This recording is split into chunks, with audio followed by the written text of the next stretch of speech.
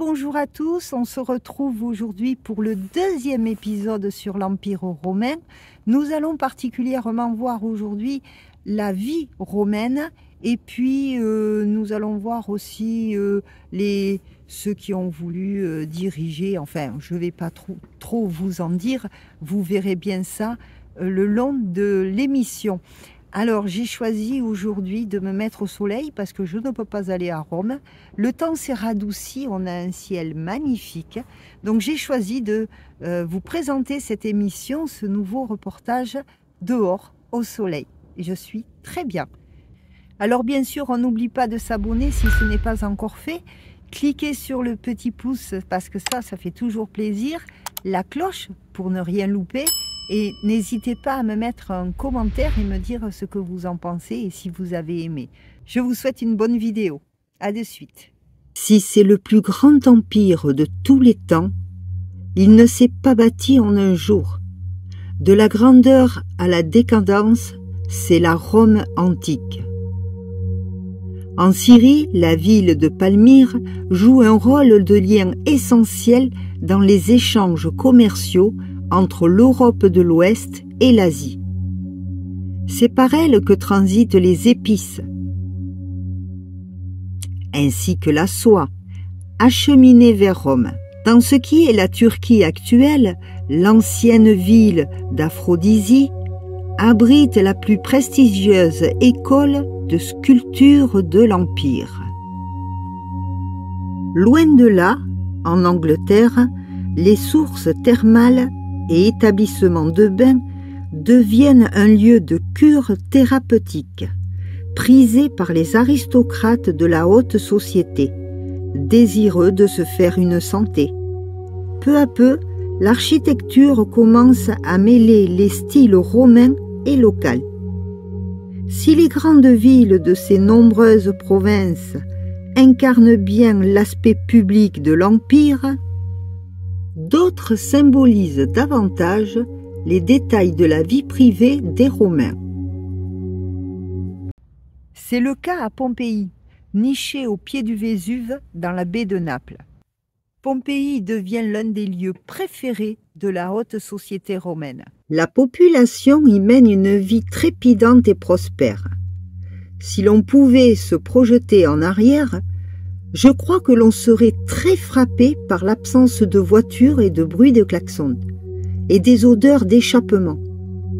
Par contre, on verrait des chariots tirés par des chevaux, les grincements épouvantables que faisaient les roues sur les pavés, on sentirait des odeurs auxquelles on ne s'attendrait absolument pas.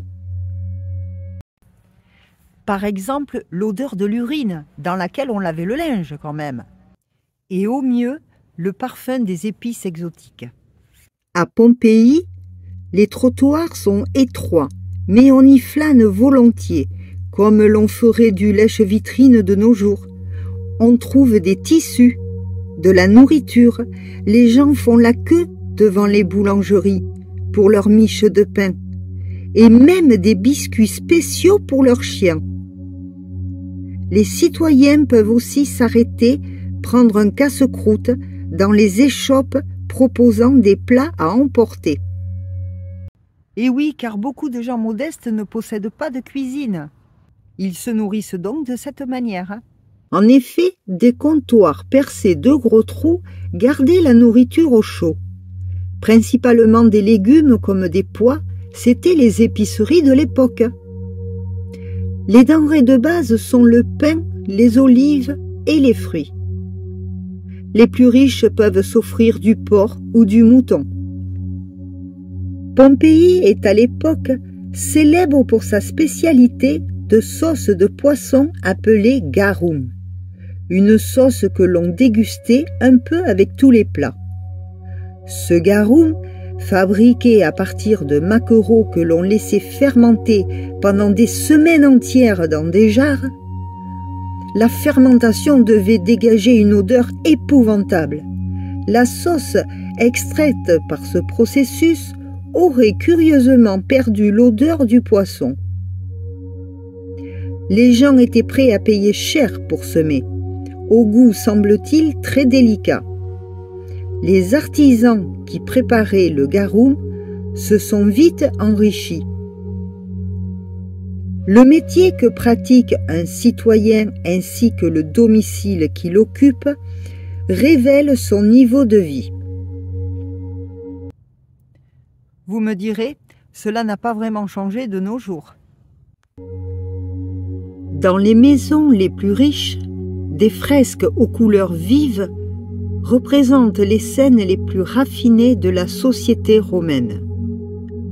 Dans les propriétés des classes les plus aisées, leur salle à manger ornée de ces fresques était la pièce la plus importante et la plus décorée.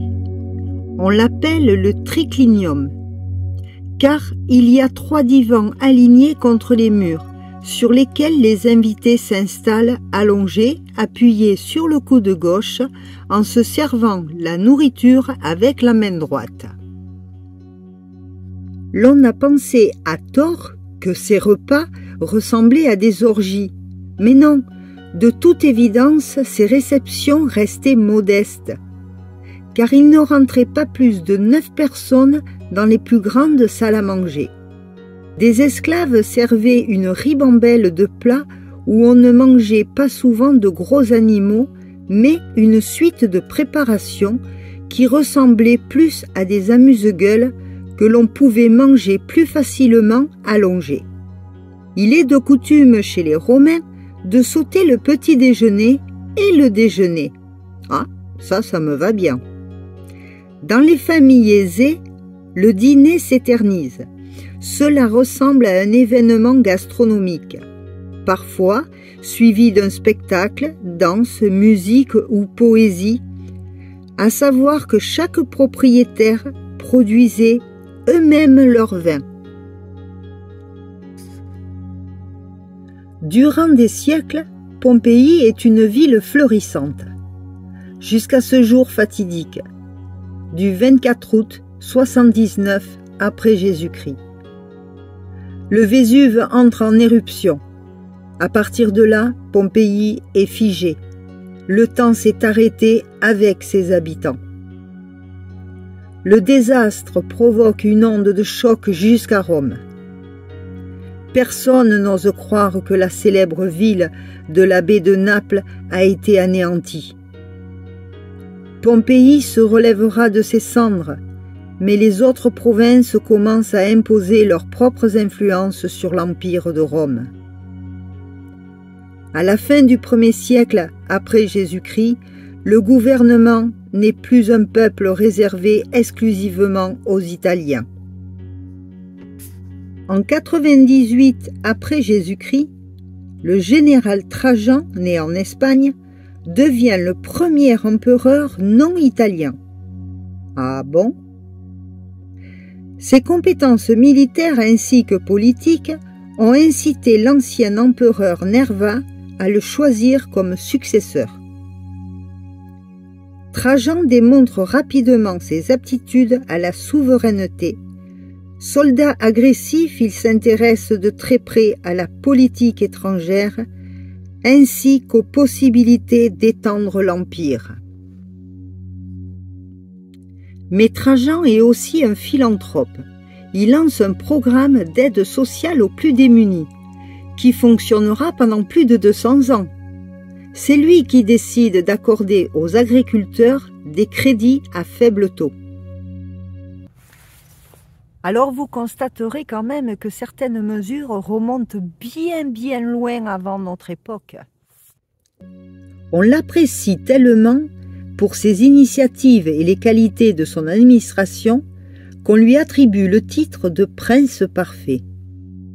Les citoyens romains ont aussi du respect pour sa femme, Pompeia Plotina, née en Gaule, la future France. Trajan s'applique sur l'Empire à l'architecture et à l'art romain. Il instaure de grands marchés couverts grâce à l'importation des différentes provinces. Des marchés qui font vraisemblablement figure de tout premiers centres commerciaux au monde. Le marché de Trajan est l'exemple le plus complexe, le plus impressionnant d'architecture romaine. Ce que l'on trouve après les fouilles archéologiques nous montre que l'on n'a pas de mal à se rendre compte que la structure de ces marchés est tout à fait semblable à nos centres commerciaux. L'on imagine bien les gens faire leurs achats, et ce jusqu'au 3e étage. Ce marché devait être un lieu très coloré et plein d'odeurs.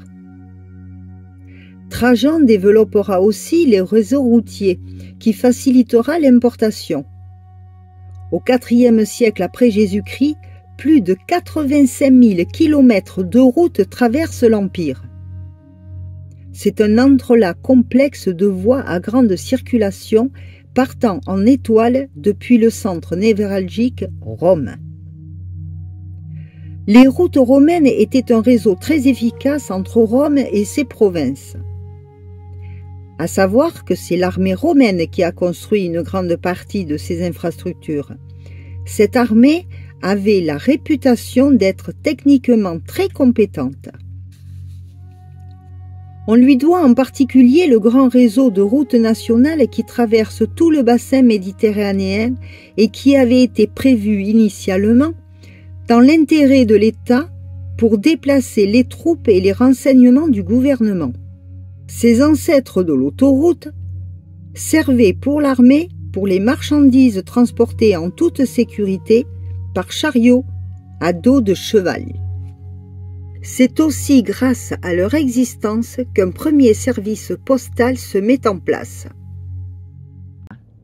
Et c'est ainsi que 100 après Jésus-Christ, tous les chemins mènent à Rome. Côté architecture, l'aqueduc reste l'ouvrage le plus convoité par la plupart des villes romaines, et ce, grâce à ces routes qui facilitent le transport de marchandises. L'aqueduc permet l'acheminement de l'eau de manière continue depuis les sources environnantes. L'aqueduc reposant uniquement sur le principe de gravité, on imagine bien le savoir-faire, la technique incroyable dont il devait faire preuve pour dénicher suffisamment de points d'approvisionnement en eau capables d'alimenter dans le même temps une population donnée. L'eau est canalisée de l'aqueduc vers un réseau de tuyaux de plomb qui vont alimenter les fontaines, les établissements de bains ainsi que les maisons des familles les plus aisées. La raison d'être des villes dépendait uniquement de la proximité et de l'acheminement de l'eau. Les Romains réinventent sur l'exemple des Grecs, notamment sur la ville d'Alexandrie, le système de canalisation. Seuls les plus riches en profitaient et possédaient chez eux des latrines privées, alors que la plupart des citoyens utilisent des latrines et des bains publics. Ces sanitaires rudimentaires d'extérieur deviennent des lieux de réunion où l'on échange volontiers les derniers potins tout en faisant son affaire. C'est ainsi que sous le règne de Trajan, l'Empire commence à se transformer. Mais Rome perd de plus en plus de sa prédominance. Le transport plus rapide et plus efficace permet un échange d'informations et d'idées à travers tout l'Empire. Cela contribue à décentraliser le pouvoir et les provinces deviennent à leur tour des centres de décision. Depuis les toutes premières années de la République romaine, tous les Romains sont obligés de servir la religion d'État. Ceci signifie qu'ils doivent se rendre régulièrement auprès d'un temple public pour y faire un sacrifice en l'honneur d'un dieu particulier, qui n'ont pas changé depuis le temps des Grecs, comme Jupiter, roi des dieux, Bacchus, dieu de la vigne et du vin, ou Apollon, le dieu du soleil. Au cœur des principes de la religion romaine figure aussi le sacrifice à l'esprit protecteur de l'empereur en place. L'on effectue ces sacrifices sous la forme d'un don d'argent, de nourriture ou bien en tuant un animal. Mais avec les siècles, les citoyens se trouvent peu à peu confrontés à une multitude de coutumes religieuses venues de diverses provinces. Le rôle principal des dieux consiste à vous aider dans votre propre existence. Les Romains ne vivent pas leur vie dans l'attente d'une autre vie. Il ne s'agit plus de s'acheter une vie après la mort, mais plutôt de mener la meilleure destinée possible ici-bas. En 100 après Jésus-Christ, les négociants, les commerçants et les esclaves ont commencé à déplacer avec eux d'autres cultures et croyances mystiques à travers l'Empire. Par exemple, la déesse égyptienne Isis, véritable pivot de ce que l'on pourrait appeler un culte mystique, va se voir adorée bien au-delà des limites de l'Italie, jusqu'à Londres, où l'on construit un temple à sa gloire. Trajan ferme le plus souvent les yeux sur le développement de ces nouvelles et très nombreuses pratiques religieuses à travers l'Empire. Trajan mourra d'une attaque en 117 après Jésus-Christ. Avec son épouse Pompeia, ils n'ont pas eu d'enfant. Trajan n'a pas eu le temps non plus de désigner son successeur. L'Empire, à ce moment-là, s'étend sur plus de 3 200 000 km², englobant quelques 4 000 villes et 34 provinces. L'empereur suivant, Hadrien, décide par un grand voyage de faire le tour de son empire. Il sera impressionné par la beauté architecturale et artistique de la Grèce, notamment Athènes. Il en est frappé de stupeur. Son amour pour la Grèce devient si célèbre que les Romains le surnomment Grécisant. Chose jamais vue sous l'Empire romain, Hadrien sera le premier empereur à porter la barbe. Comme les philosophes grecs, il s'habillait aussi à la manière des intellectuels grecs. Il aimait également leur poésie. Tout ceci n'était pas au goût de ses dirigeants romains, mais Hadrien a hâte de partager aux Italiens la culture grecque qui le passionne. Son palais sera à Tivoli, un immense domaine orné d'art et de style grec. Alors pendant longtemps, on disait que les Romains avaient tout inventé. Sauf que l'on sait aujourd'hui que les Grecs maîtrisaient et excellaient déjà dans de nombreux domaines. Hadrien fera aussi construire un théâtre, le Panthéon de Rome, ou encore le mur d'Hadrien entre l'Angleterre et l'Écosse. Je passerai sur la période où la loi romaine s'imposera en Judée.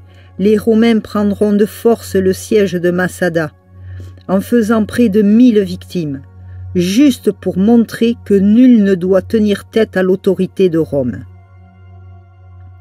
Il était question de garder Jérusalem comme ville romaine, coûte que coûte. Le peuple juif était déjà persécuté. Hadrien mourra en 136 après Jésus-Christ. Au IIe siècle après Jésus-Christ, le pouvoir passe des mains de Rome à celles de différentes provinces. Il faudra attendre 3 siècles après Jésus-Christ avant que le mot Christo, signifiant Messie, inspire le nom d'une nouvelle religion, le christianisme. Une religion qui changera le cours non seulement de l'histoire romaine, mais aussi mondiale. Et c'est grâce à la persévérance de missionnaires que de petites communautés chrétiennes commencent à se développer à travers l'Empire. L'époque se partage entre plusieurs cultes religieux aux caractéristiques assez similaires. Tous se posent l'éternelle question: pourquoi sommes-nous ici? Eh bien écoutez, voilà, nous arrivons sur la fin de ce deuxième épisode. Le temps a changé, il y a un petit avion qui passe. J'espère que cet épisode-là vous aura plu, que la qualité du son aura été meilleure. Et nous nous retrouvons, je pense assez vite, parce que voilà, je travaille dessus, pour un troisième et dernier épisode, parce qu'on ne va pas passer notre vie sur les Romains, hein, mais nous allons nous retrouver sur un troisième épisode où là nous verrons la chute de l'Empire, mais aussi la vie en Gaule. Et ouais, nous y étions la Gaule avant d'être la France. Je vous dis à bientôt. Ciao.